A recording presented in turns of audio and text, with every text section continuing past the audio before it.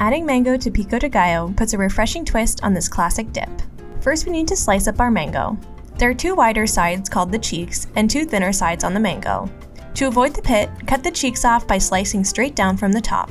If your knife hits something hard, just start again slightly further from the middle. Use a spoon to remove as much of the flesh from the peel.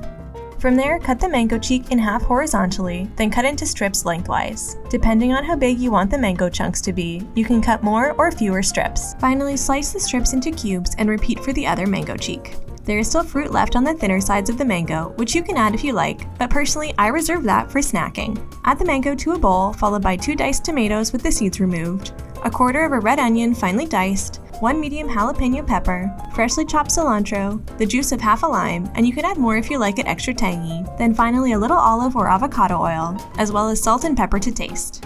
This is so simple and fresh tasting. You can use it as a dip with tortilla chips or as a fresh topping on your favorite dish. Click here for more amazing recipes and subscribe so you never miss out.